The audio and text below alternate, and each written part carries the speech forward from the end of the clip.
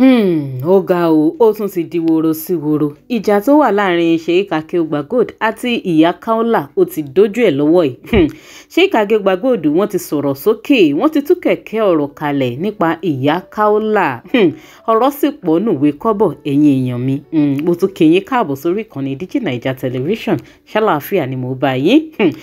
Sheik Akeugba Gold níbi tí wọ́n ṣàlàyé ọ̀rọ̀ ìdè wọ́n sọ débi ohun tó ṣẹlẹ̀ gangan láàrin ìyá Kaola àti ìyá ọkọ ẹ̀ báwọn ṣe dá sí bí gbogbo ọ̀rọ̀ yẹn ṣe lọ nígbà yẹn gbogbo ẹ̀ òun náà ṣàlàyé ní wẹ́lẹ́wẹ́lẹ́ wọ́n sì sọ̀rọ̀ ilẹ̀ kún ọ̀rọ̀ pọ̀ nù ìwé kọ́bọ̀ nínú fọ́nrán tí màá gbé wọlé tí gbogbo wa ó jìjọ gbọ́n tó sọ́nù ẹ̀ ṣùgbọ́n níbi tí gbàgbós wọn yìí tó lè dé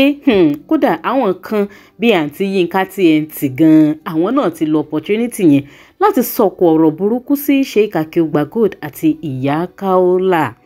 Wọ́n ní aláìlójútì àgbàlagbà ni àwọn méjèèjì. Wọ́n sọ̀kò bákùngbé ọ̀rọ̀. Wọ́n fi gbáǹkọ́gbé ọ̀rọ̀ gba Sheik Akeugba Gold àti ìyá Kaola ní orí ọ̀rọ̀ yẹn pọ̀.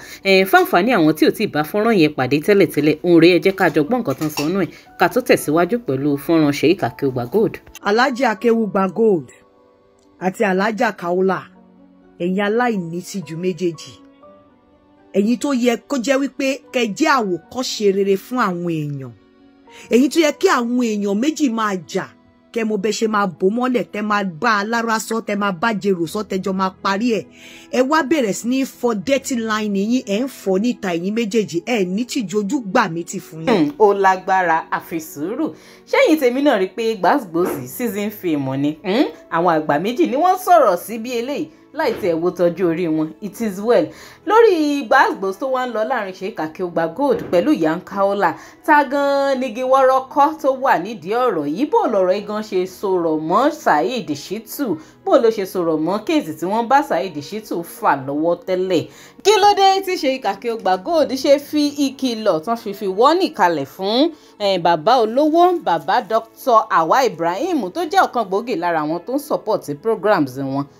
ó lágbára ọ̀rọ̀ ńlẹ̀ ti kẹ ẹ mọ̀ jẹ́ ìròjọ́ jìnnà ẹ̀jẹ̀ ń gbé fọ́nrán Sheik Akeugba Gold wọlé ká gbọ́ gbogbo àlàyé tí wọ́n ṣe kẹ́sì má bá mi fèrè oyin náà lórí ẹ̀ sí comment. Bàbá wọn ní ó torí ọ̀tẹ̀ báwọn lẹ́gbẹ̀rin ọ̀rẹ́ ó ní bí irinwó bá ń bú ni irinwó a máa yin ni kì í ṣe gbogbo ẹni èèyàn bá ṣe dáadáa fún ní fi san padà àti pé èèyàn náà ò retí kóńtọ̀ ó san Ọlọ́run lèèyàn retí ikú san. Mo wá rìnrìn àjò yẹn bẹ́ẹ̀ ní tí mo wá sọ ń jọ sí nígbà tá a wà ní Maka òun lọ̀rọ̀ fídíò yẹn ní oṣù June tá a wà ní Maka ní fídíò yẹn ti jáde tí màmá ń bínú ọ̀kan náà àwọn àbúrò accuse mi pé ẹ̀yin náà kẹ́ fi wọ́n fúnra wọn ẹ̀yin àfáà tí gbogbo wọn respect tá a mọ̀ pẹ̀lú èèyàn tá ẹ jẹ́nu ṣe sùúrù nígbà rí fídíò yẹn èmi Chairman Al-Mustaqim gbogbo wa la ṣe meeting tá pé ọkọ ìyàwó tá lálẹ́ ẹ̀ kò yẹ kó sọ gbogbo tó ṣẹlẹ̀ fáwọn ẹbí ẹ̀ náà ọ̀rọ̀ kó àti ìyàwó kí ló ń ṣe ẹ́ a sì bá ìyàwó náà wí níbi tó ti yẹ ká bá wí mo ní àwọn ọ́díò kan lọ́wọ́ tí mi gbọ́dọ̀ release síta a ṣe gbogbo ẹ̀ kálàáfíà ó lè bá a jọba màmá bú mi àwọn àbúrò bú mi wọ́n bú mi direct ọbẹ̀ tí wọ́n ń lè bú àgbà láti June ẹrú Ọlọ́run tí bàbá ẹ̀ wá kú nínú oṣù kẹjọ oṣù kẹfà sóṣù kẹjọ àwọn tí ń rí lórí íńtánẹ́ẹ̀tì oṣù kẹjọ ní ẹ tó rí ni fídíò yẹn ti wà lórí fóònù mi láti gbà yẹn ẹrú Ọlọ́run yìí náà ló sì sẹ́ǹdì ẹ̀ sí mi ì rí from anywhere àfi bẹ́rù Ọlọ́run yìí ṣe mo pe ẹnìkejì rẹ̀ mo fi ọjọ́ tí ń wọ sàárè sùn búra mo fi alkiyama mi búra mo fi gbogbo sẹ́ẹ̀rẹ̀ tí mo ṣe láyé búra mo pe ẹnìkejì rẹ̀ pé ọ̀rọ̀ tí lágbájá ń sọ lórí íńtánẹ́ẹ̀tì yẹn le gan ìbáwọ́ náà àlàáfíà ni ẹni tó gbé ọ níjà níjọ́ tí wọ́n tú ọ sí òhò ó sì ń bú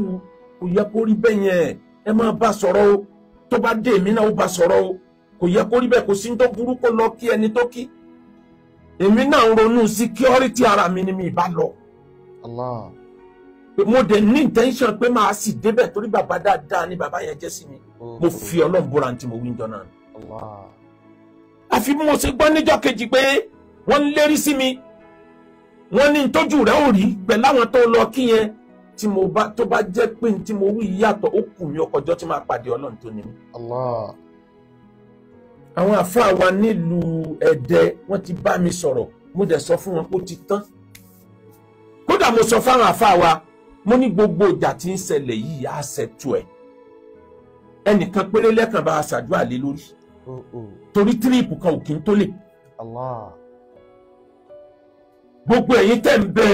lórí íńtánẹ́ẹ̀tì ẹ bá a share rẹ̀ jìnnà kí ni wọ́n kọ mi ò rí tó kọ ẹ bá a share rẹ̀ jìnnà ẹ like ẹ comment kí ni mo fẹ́ pé kó bàjẹ́ ilé tí mo wà nú ẹni tọ́lọ̀ mú dúró èmi kọ́ ni mo kọ́ bẹ́ẹ̀ tí mo wà nú ẹni tó mú lẹ́yìn ẹ dúró ẹ̀sùn wo ni wọn ò fi kàn mí tán ìbàjẹ́ wo ni wọn ò ṣe nítorí mi tán àwọn ọmọbìnrin kan bẹ ìyá wa Kasẹ́ẹ̀tì ni ẹ gbà wọn lẹ́nu mi mo sọ fún ìyá Kasẹ́ẹ̀tì pé mi ní foríjì wọn tí ń fi jáde láyé nítorí ọ̀rọ̀ burúkú tí a sọ sí mi ọ̀kan bẹ ní Saudi Arabia ìmọ̀ bíi tí kejì wà wọ́n sọ ọ̀rọ̀ sí mi débi pé torí pé mo dúró ti ọmọ ìyá mi ni mo dúró tí lọ́sàn-án lóru wọ́n wá sọ èébú kan tí mi ní gbàgbé tí ń dẹ̀ ní sọ lórí íńtánẹ́ẹ̀tì ó dùn mí gan ìyá Kasẹ́ẹ̀tì ló wá padà bẹ̀ mí torí ń gbọ́ mo gbọ́ pọ́bìnrin yẹn wá ṣe wedding ní Nàìjíríà ibi wedding rẹ̀ gangan mo ti fẹ́ lọ gbé wọ́n ń jáde ibi wedding báyìí torí ń jọ́ tóun náà sọ̀rọ̀ ìbànújẹ́ fún mi ọjọ́ ayọ̀ ló bà mí nínú jẹ́ màmá yẹn ló ní kí n gbàgbé ẹ wá dákun kí ló fa wàhálà tó báyìí ẹni tó tá ń bá jà yìí ọ̀rẹ́ wa lòun náà àbájájá kókù náà òun náà níjọ́ tí ò wúlò fún wa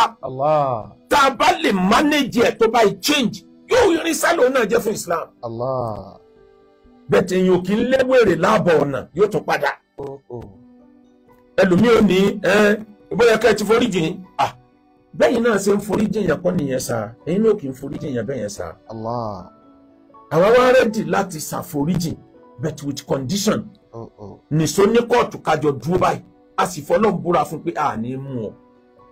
ṣèwé fún wa pé o ò ní bú gbogbo ilẹ̀ Yorùbá mọ́ gbogbo àwọn àfáà wa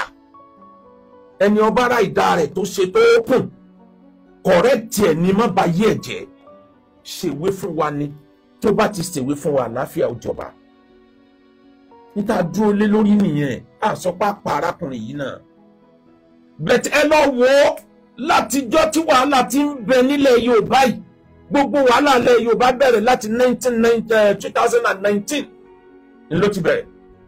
kò sẹ́ni méjì tó gbé wá kọ́mọdé ó kọ́mẹ̀ntì sórí program tágbàlagbà ń ṣe pé ẹ̀yin àfáwèrè orí tó ń lanu bí ẹnu ọ̀nì ẹrú Ọlọ́run yìí ló gbé wá kárí péjì òun péjì ká sì lọ change orúkọ tí ń bẹ lórí ẹ̀ sí ká ṣe fake page ẹrú Ọlọ́run yìí náà ló gbé wá ká máa lo àwọn orúkọ tí ò nítumọ̀ fake name ká fi máa kọ́mẹ̀ntì ebú ẹrú Ọlọ́run yìí náà ni ká máa flag program àwọn èèyàn lórí íńtánẹ́ẹ̀tì ẹrú Ọlọ́run yìí náà ni ká mú ẹnìkan ṣọ̀rẹ́ lẹ́nìí tó bá dọ̀la ká sọ dọ̀tá ká tún mẹ́lòmíì náà ṣọ̀rẹ́ ẹrú Ọlọ́run yìí náà ni àwọn alùsùnfì àtàwọn jamaatu alùsùnnà wal jamaa àwọn alùsùnnà wal jamaa wọn bára wọn jàjà tó lè báyìí rí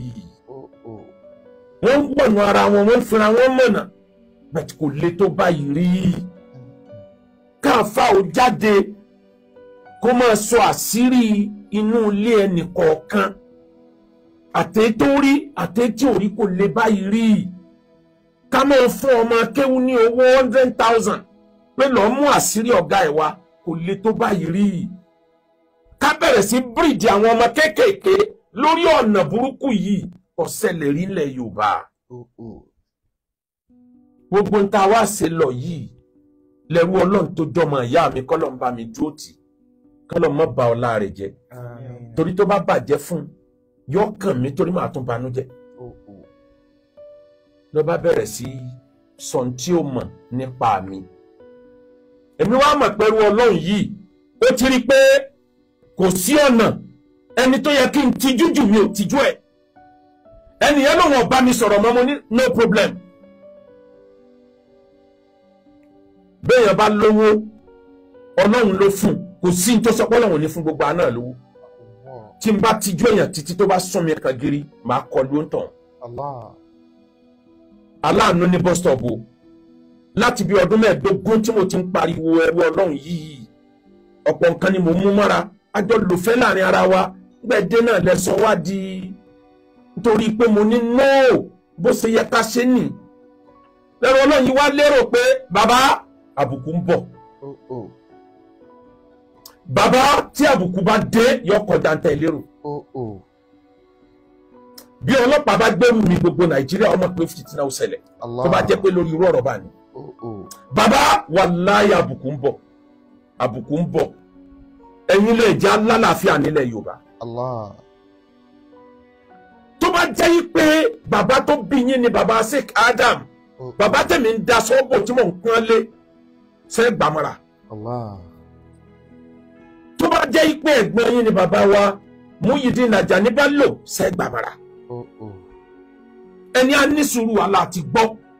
gbogbo ibi tá a bá ti fẹ́ mú ọkùnrin yìí lẹ̀ lọ fowó tulẹ̀. ọ̀gá ó lágbára ó gbẹnu tán ọ̀rọ̀ rẹ̀ o ọ̀rọ̀ lẹ gbọ́ àlàyé lẹ gbọ́ tí Sheikh Akeugba Gold tí wọ́n ṣe kalẹ̀ yìí ta ló jẹ̀bi ta ló jàre àmọ́ ṣé gbogbo gbàgbọ́sì gan ṣó necessary láàrin àwọn tó jẹ́ àgbààgbà nínú ẹ̀sìn mùsùlùmí wọ́n ní bàbá olówó kan wọ́n lòun ló wà nídìí ẹ̀ ṣé rọ́ ni ṣé òótọ́ ni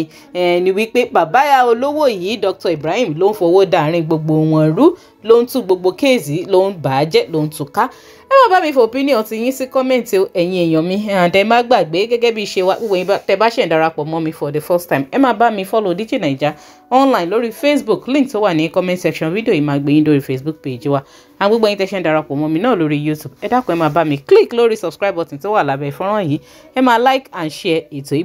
gbogbo bó bá ṣe ń lọ lórí ọ̀rọ̀ Sheikh Akeugba Gold àti ìyá Kaola gbogbo bó bá tún ṣe ń lọ ẹ jẹ́rìí wípé lórí ìkànnì màá tún máa gbé wá fẹ̀yìn èèyàn mi ká tún pàdé láyé àtàlàáfíà ó dàbọ̀.